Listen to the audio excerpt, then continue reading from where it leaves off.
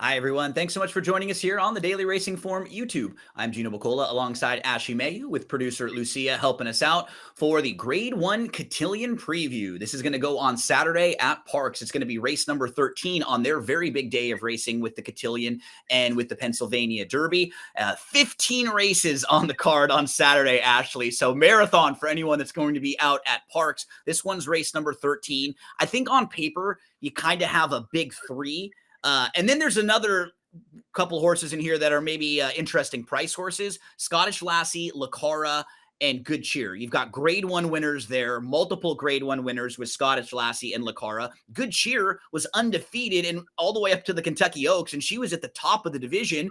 And then maybe a horse like Indy Bay or Dry Powder who are trying to jump up and see if they belong with this top group of fillies. And it's tough because I think if you take the last three races for the big three, as you call them, right, the main three in here, their performances to like, and their performances that you kind of scratch your head and you go, what happened? Yep. So I'm very curious to see how this betting board is going to sort itself out in terms of the odds. I don't know. Does Scottish Lassie go off favor just because of what happened last time out? It's really tough for me to say. Me too. I think probably, but I don't think it's going to be this sort of, not that it's a huge difference. It'll be a smaller difference than the morning line. I wouldn't be shocked if it ends up being on Good Cheer either, who could get a trip as we move to the pace projector. That's what makes this race a little tricky. You know, Scottish Lassie, she wants to be forwardly placed. Cara and Mark Casse, like they're usually really confident in saying she's going. Like you're probably not going to be in front of her because she wants to go, and that's when she was at her best. And then you have other horses who want to be close and forward from the outside. Dry Powder, I don't think she wants to be too far out of it. Ashley, a horse who you had in the Charlestown Oaks, Indy Bay, she's in really nice form. She's stretching out a little, so I think by default she'll be just a little bit closer coming out of these shorter races. It could be a very honest pace. It's why I thought it might set up really well for Good Cheer here, just coming from off of it, getting something to run at. Yeah, I do think there's plenty of pace on paper, and you mentioned Cara, she's going. I don't think you can fight her. I think she needs to do what she needs to do. And typically she's just quicker than everybody else. So they let her go on the front end. I think for her, it's going to be interesting too, cutting back from 1.25 miles to 1 1/16. I think that is a very big point to make with Cara. And yeah, I would agree with this. And I don't really have any arguments here. Let's move and meet the field for the Cotillion. If you haven't looked on the website, we have divisional rankings. Marcus Hirsch, our colleague, actually does those weekly. And in this 3-year-old filly division, Ashley, he has the number 2, 3, and 4 horses in the division behind Nitrogen all in this field. So kind of a competitive field, and to get to show you, it is a really good group in this one lining up of these 3-year-old fillies. Scottish Lassie opens things up from the inside. She's a multiple grade 1 winner. She took advantage of the small field most recently in the CCA Oaks, but she wins by 15 and she earns a field best 99 buyer speed figure that day. The circumstances in that race, though, feel like they were much different than they're going to be on Saturday at Parx, because right next door, she has a horse who's very quick, and there could be other speed in here pushing it. It's not going to be that small of a field where she's just able to get out front and dictate things. And as you were pointing out, she's a filly who's certainly capable of big efforts. We've seen her win grade 1 races multiple times, but she's got other races where she just doesn't really fire, doesn't really show up, or it's a little bit flat. So you kind of wonder which version of her you're going to see. Does she get the race shape that she needs to really dominate like she did last time out? And how short of a price are you willing to take on her in here? Yeah, it's tough. I mean, visually, it's impressive. She's, barely galloping to the wire. She's already been let up at that point, and she's 15.5 lengths clear of immersive. I don't know how you read into it. Obviously, she gets a big figure, but I think the main thing is if you watch the whole race from the start, she does make the lead quite easy, and she goes 48 to the half. And I think for her, she typically doesn't find herself all the time on the lead. She's only been on the lead in one other race, and they went a lot quicker than that at a different distance. So I don't know what to do with it. Yes, it was impressive, but you brought up the point of she has other races where she's just not as good. Dry Powder has finished in front of her. Cara has finished in front of her. Now she's going to cut back in distance. I don't know. I mean, if she wins it, you're not shocked, right? But if she also finishes third, you have the same reaction. You're not shocked by it. So it's tough for me to read it. I don't think she's going to make the lead here early on, and we'll see what that means for her. I do think you have to use her, but if she's lower than 9 to 5, I couldn't get behind her. Now, I love what trainer Mark Cassidy says sometimes with his horses like this. He has another one, my boy Prince, and he'll say sometimes they're just going to the lead. Like, I'm not going to mess around with them, and he doesn't try to sugarcoat it. And that's the case with Cara. Now, if you're looking at her last race in the Alabama and you're disappointed, keep in mind she missed a race and she missed some time then leading into the Alabama. So it didn't seem shocking after the race hearing Mark Cassidy talk about the performance. He said, you know what? We were expecting her to probably need the race. We think she's going to be better next time out. She's going to be sharper. And Ashley, you and I were just talking. She's going to get a big cutback here from 1.25 miles to 1.1 miles. If she's in the mix early, she could be very fit late cutting back from that race.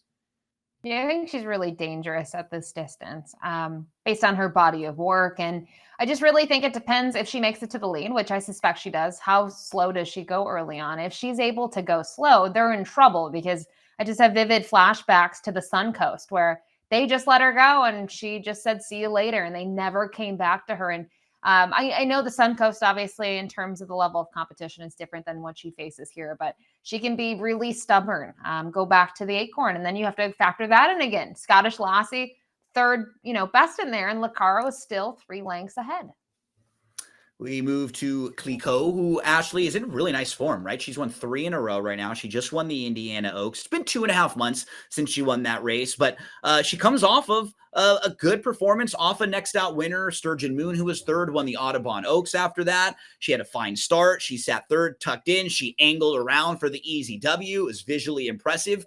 Do you think she's at this level now to step up and be competitive with these grade 1 winners? I don't know about that, but I like that they are giving her a shot too, because how could you not, based on her 3 performances? She's won very easy, as you said. She's gotten the perfect setup in all of them, though. Sub 47 halves every single time. And she's just been, what, at max 2 lengths off of it, and has been in that stalking position. So we'll see what happens here. I think there's, yes, for races, there was some speed signed on, but here you have a couple of talented fillies that want to be even closer than that. And maybe she has to settle for a little further off of it. Maybe she has to be mid-pack in here, but I think this is a test for her, and I think it's a good test. Yeah, she's going to need to take a big step forward, but how can you falter at this point in her career? We have a replay of our next filly, Indy Bay, winning the Charlestown Oaks. Ashley, this was a good weekend for you, where you were just nailing all of the race previews that we did in a pick 3, and you had Indy Bay winning here. She is in great form. The questions you'll have with her: can she stretch out and go a little bit farther? We haven't seen her beyond 7 furlongs. I will say, for a horse trying to stretch out for the first time, coming out of a race at Charlestown where you have to go 2 turns and go a little bit longer because of the layout of that track, she's actually sort of set up pretty well for it here. And if she can sit herself behind the early speeds, maybe sit in 3rd or 4th, if Cara and Scottish Lassie are battling, I think if anybody wins this race or is able to beat the grade 1 winners, to me, it's this filly who's on the upswing. Her speed figures aren't that far behind the rest, and I could see her getting a pretty nice trip, sitting like 3rd or 4th and maybe taking advantage. Maybe she gets the jump on a horse like Good Cheer in here. How do you think this race sets up for her? I'm intrigued by her. When you think back to this year in general, Seffi Joseph Jr. just had so many 3-year-old fillies, right? That he was racing at Gulfstream Park, or maybe sending the odd one to Oaklawn, which he did with her, and just trying to keep them somewhat separate, but you couldn't. I mean, he had so many of them. And obviously, she didn't make it to any of the bigger races and didn't really tackle stakes competition until June at Saratoga, but she's done everything right. I guess if you're a little disappointed, you're maybe disappointed in 2 starts back where she chased pretty quick fractions. And I felt like last time out, fractions were more moderate. She got a 2-turn race under her belt, which I really like. And the entire field, I don't know how strong it was, but Vodka with a Twist was the big name, right? Everyone was hyped about her, and she was able to put her away and put her away pretty easy. So I'm very intrigued by her. And I think in terms of trip, we'll see what sort of trip that she gets. She's going to stretch out. So in some ways, you think she could be a little bit closer to it, but she's also shown in sprint races where if they get away from her early, she can rate and she can still win. That's exactly what happened at Oaklawn. Yeah, just get a little bit of a price on her. I wouldn't want to take less than like 6 to 1 or so, but she actually in that range, 6, 8 to 1 ish, she feels like a horse who is a very fair price opportunity if you're looking to go against these horses that'll be shorter prices in here. I thought the next two, Ashley, were probably just tougher for me to get to. Not Too Late has only been a mile once, never this distance, and was just 94-1 when well behind Indy Bay in the Charlestown Oaks. And we're not even quite sure if Indy Bay is even at this level yet. So just seems like a really big step up in class. Really big step up is kind of an understatement. I know she's got the stakes win free back, but I don't really know what she faced. It was a compact field and she was forward throughout, was able to handle it. I have some questions about her when it comes to this distance. This is a different task for her. And the one time we saw her go a mile, she surrendered late. So I think she's going to be struggling here in the final parts of the race just to kind of keep up with the group. Another horse who just doesn't have experience going this distance much is our Daydreaming Girl. We've seen her go a mile and 70 once. She came closing late to finish a well-beaten second behind Dry Powder in the Catherine Sophia, which is like a local prep race for this one. But just based on her speed figures and her overall form, it just seems like she's going to have to take a massive step forward to Ashley to compete with the top ones in here. Or she just needs blistering fractions early in the speed setup, to right? crumble. You'd have to see something where the setup really is detrimental to the speed horses. So extremely quick, because they can go quick and still hang around. So I think that's her best case scenario. But another one, I think in terms of, having a little bit of an edge, I mean, her local races, they're good. I just don't know how good they are against this group. Good Cheer started her career 7 for 7. She wins the Kentucky Oaks. And then she does not run well in the Acorn. She has legitimate trouble that day.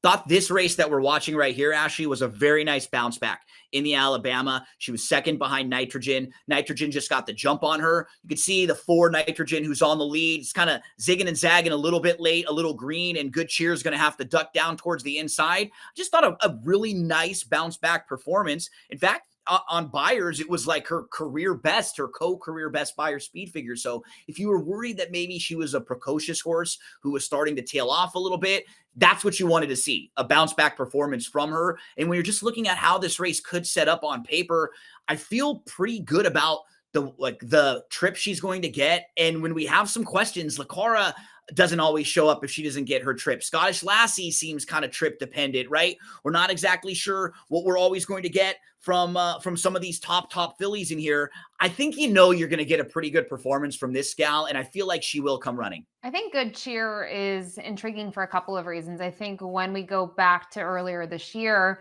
it was almost like she was untouchable. And I was of the theory that she really needed to prove herself in the Kentucky Oaks, regardless of being undefeated, and the fact that she's going to need to work out a trip and tackle a much bigger field than in the past. And she was able to do so. I think when you look at her last two, Gino, her Acorn's a little bit of a head scratcher. Maybe you want to give her a little bit of a pass because of the off track. But I think the fact that she goes to the shelf for so long made me think that the connections needed to regroup and take it from there. And they were able to do so last time out. They were just second best behind Nitrogen, who we can't forget. They were able to, I don't want to say escape Nitrogen, but they weren't on the same path. Nitrogen more recently taking to the dirt. They would have never met before then. So I think, second off the layoff, in my opinion, she may be the horse to beat. Totally agree, Ashley. She feels like she could get the trip in here. And if she is like the second choice, she could be offering us some really nice value in a race where the money is spread out between those 3 horses, get a lot of support. Let's finish things up with Dry Powder, who was the stakes winner of the local prep race, which is the Catherine Sophia at Parx on August the 19th. She sat third from the outside. She was 3 deep. She was a couple lengths off at most. She was up to challenge, and it was visually pretty impressive. When you look at her overall body of work, Ashley, she's never been worse than third, and she feels like she's on the upswing. When she faced Scottish Lassie at Saratoga in the CCA Oaks, she was well defeated, but she didn't have the best of trips. She got out of the gate. She was bumped early. And when Scottish Lassie got the lead that day, she cruised. And we were kind of going back and forth. I'm not sure how much we want to take out of that win from Scottish Lassie in that small field where she got everything her own way. Yeah, the more we continue to talk about the Coaching Club American Oaks, I really realize I don't know how you read it at all. I'm not going to act like I'm some genius and say like, oh, Scottish Lassie's the best horse. I don't know if she is. It's a compact field. The fractions, they were almost workmanlike, right? 48, 112, and 1. And yes, Scottish Lassie just decimates everyone, winning by 15.5.